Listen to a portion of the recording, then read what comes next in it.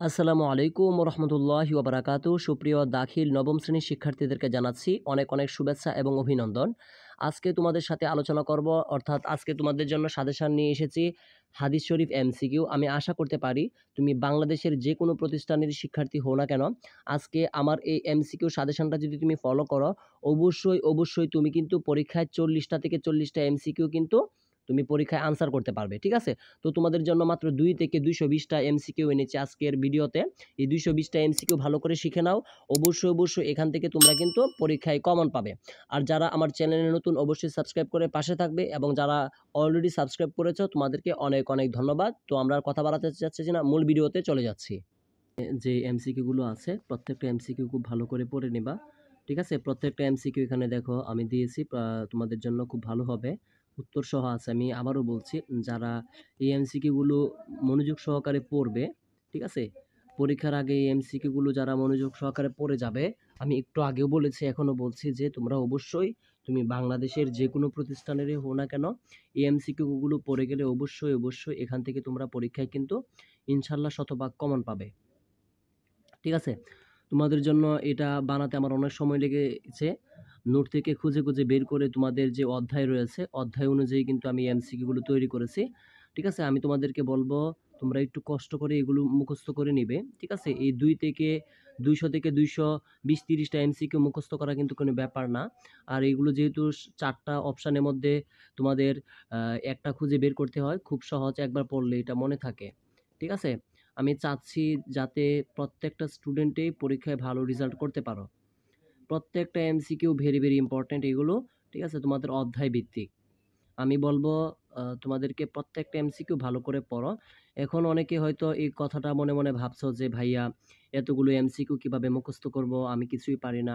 তো আমি আবার বলছি, তুমি যদি ক্লাসের একদম নর্মাল স্টুডেন্টও হয়ে থাকো, আমার যে এমসিকিউ গুলো দেওয়া আছে সেই এমসিকিউ গুলো যদি শুধু ভালো করে পড়ো একবার, অবশ্যই এখান থেকে তোমরা পরীক্ষায় কিন্তু 40 থেকে 40টায় কমন পাবে। কিন্তু তোমাদের কথা হলো পড়তে হবে।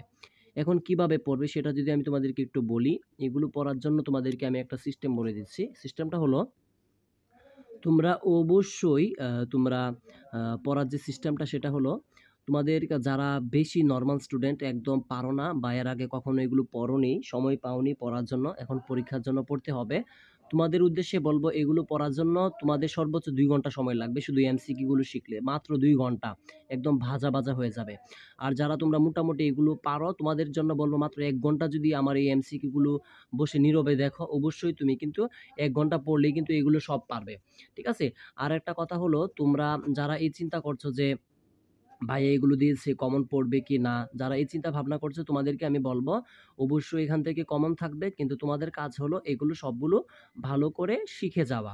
তুমি ভালো করে যদি শিখে যাও, অবশ্যই তুমি কিন্তু কমন পাবে পরীক্ষাতে। এটা আমি চ্যালেঞ্জ করে দিলাম, সারা বাংলাদেশ ওপেন চ্যালেঞ্জ দিলাম। যারা এগুলো এমসিকিউ ভালো করে পড়ে যাবে, আর সে যদি 40টা থেকে 40টা কমন না পায়, আমাকে এসে হোয়াটসঅ্যাপে জানাবে যে কমন পাইনি। ঠিক আছে? তো আমার হোয়াটসঅ্যাপ নাম্বার ডিসক্রিপশন বক্সে দেওয়া থাকবে। তোমাদের যদি কারো কিছু জানতে ইচ্ছে হয়, ঠিক আছে, অযথা কেউ নক দিবা না। আমার হোয়াটসঅ্যাপ নাম্বার ডিসক্রিপশন বক্সে দেওয়া থাকবে। কারো যদি একান্ত পরীক্ষা বিষয়ে কিছু জানতে হয়, অবশ্যই হোয়াটসঅ্যাপে জানাতে পারো। ঠিক আছে? অযথা কেউ আবার হোয়াটসঅ্যাপে নক দেওয়ার প্রয়োজন নেই, দরকার হলে নক দিতে পারো। প্রত্যেকটা এমসিকিউ ভেরি ইম্পর্টেন্ট এমসিকিউ। যেমন দেখো, একটা 11 নম্বর এমসিকিউ এখানে দেখা যাচ্ছে, এটা কিন্তু ইম্পর্টেন্ট আছে। নিচের কোন ব্যক্তির হক সবচেয়ে বেশি? আমরা সকলেই জানি এটা মা হবে। 22 নম্বর এমসিকিউটা ইম্পর্টেন্ট রয়েছে। দেখো প্রত্যেকটা এমসিকিউ এখানে ইম্পর্টেন্ট। যদি আমি তারপরে বলছি আর কি, 22 নাম্বারটাও, হুদাইবিয়ার সন্ধি কত হিজরিতে সংগঠিত হয়েছিল? 6ষ্ঠ হিজরিতে হুদাইবিয়ার সন্ধি সংগঠিত হয়েছিল। আমরা ইসলামের ইতিহাস পড়লে কিন্তু এগুলো জানতে পারি। তো আমি এখানে কোনোটা ডিরেক্ট বলবো না যে এটা ইম্পর্টেন্ট, অর্থাৎ যেগুলো দিয়েছি প্রত্যেকটা ইম্পর্টেন্ট। যেহেতু আমাদের কাছে প্রশ্ন নেই, তোমাদেরকে এভাবে সাজেশন দিচ্ছি। তো এই সাজেশনটা ফলো করো। সবথেকে সংক্ষিপ্ত আকারে আমি সাজেশন দিয়েছি। ঠিক আছে? এই সংক্ষিপ্ত আকারের সাজেশনগুলো যদি ভালো করে পড়ে যাও, অবশ্যই এখান থেকে 40টা থেকে 40টায় কমন পাবে।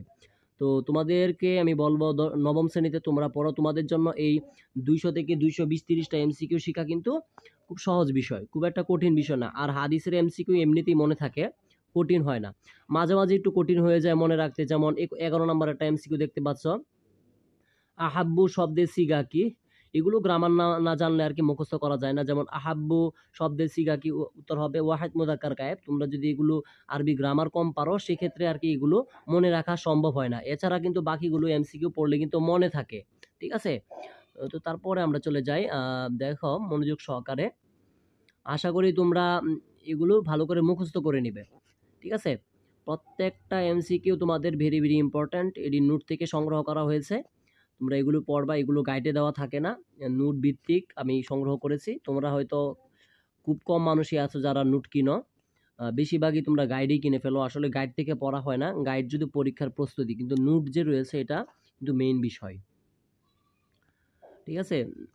তোমাদের পরীক্ষা ভালো হোক এই আশায় সবসময় কামনা করছি। এছাড়াও যে তোমাদের পরীক্ষার অন্যান্য যে সাজেশনগুলো আছে প্রত্যেকটি সাজেশনই ইনশাল্লাহ পরীক্ষার আগে কিন্তু ইউটিউবে পেয়ে যাবে আমার ইউটিউব চ্যানেলে, সমস্যা নেই। আর যারা চ্যানেলে আমার নতুন আমি বলবো তারা অবশ্যই চ্যানেলটি সাবস্ক্রাইব করে পাশে থাকবে। আর যারা অলরেডি সাবস্ক্রাইব করে ফেলেছ তোমাদেরকে আমার চ্যানেলের পক্ষ থেকে অনেক অনেক ধন্যবাদ এবং শুভেচ্ছা।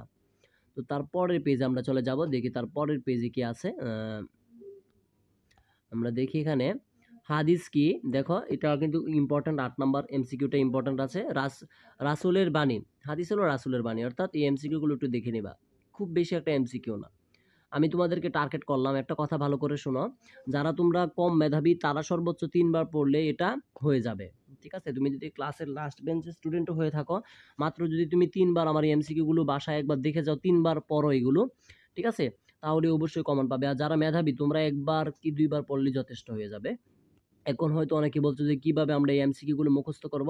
তো মুখস্থ করার আমি টেকনিকটা একটু বলে দিচ্ছি তোমাদেরকে। সেটা হলো তোমরা মুখস্থ করবে প্রথমে তোমরা এক ধাপে এগুলো চোখ বুলিয়ে নিবে। দ্বিতীয়বার চোখ বুলানো, প্রথমে এক ধাপে চোখ বুলিয়ে নিয়ে দ্বিতীয়বার তোমরা এগুলো জোরে জোরে একটু পড়বে। ঠিক আছে? একটা এমসিকিউ 2-3 বার করে পড়বে। পড়ার পরে তৃতীয়বার দেখবা যে যেমন 20 নাম্বার এমসিকিউটা আছে ইমানদারদের বৈশিষ্ট্য কি, উত্তর দেওয়া আছে ক নম্রতা। তো নম্রতা এভাবে ঢেকে দেখবা, তোমার কিন্তু অটোমেটিক তোমার মনে হয়ে যাবে এটা নম্রতা হবে। যখন এই চারটি দেখতে পারবো, নম্রতা আছে, অভদ্রতা আছে, অশালীনতা আছে, মারামারি আছে, এইভাবে দেখলে কিন্তু তুমি অটোমেটিক বুঝতে পারবা যে এটা নম্রতা হবে। তোমরা এইভাবে টেকনিক করে শিখে দেখো যে তুমি পারো কি পারো না। অনেকে ভাবো যে আমি মেধাবী না। আমি একটা কথা বলবো, তুমি একবার ট্রাই করে দেখো যে তুমি মেধাবী কি মেধাবী না। ঠিক আছে? আমি আশা করতে পারি যারা এই এমসিকিউ গুলো ভালো করে পড়ে যাবে, সে বাংলাদেশের যে কোনো প্রতিষ্ঠানেরই হোক না কেন, সে অবশ্যই এই এমসিকিউ গুলো থেকে সেই কিন্তু 40 থেকে 40 কমন পাবে, সে যদি ক্লাসের লাস্টের বেঞ্চের স্টুডেন্ট হয়ে থাকে। এটা আমি ওপেন চ্যালেঞ্জ দিয়ে দিলাম। ঠিক আছে? তো পরীক্ষার পরে আইসা জানিও যে স্যার কমন ভাইয়া, স্যার বা ভাইয়া কমন পাই নাই, আমাকে জানিও। আমি তখন তোমাদেরকে সেটার উত্তর দিব। ঠিক আছে? তো আমি আর কথা বাড়াতে চাচ্ছি না। আমি আজকের মতো বিদায় নিচ্ছি। তোমাদের সকলের পরীক্ষা ভালো হোক সে আশায় ব্যক্ত করে আজকের মতো বিদায় নিচ্ছি। পরীক্ষার অন্যান্য সাজেশন পেতে অবশ্যই চ্যানেলটি সাবস্ক্রাইব করে পাশে থাকবে। আসসালামু আলাইকুম ওয়া রাহমাতুল্লাহি ওয়া বারাকাতুহু।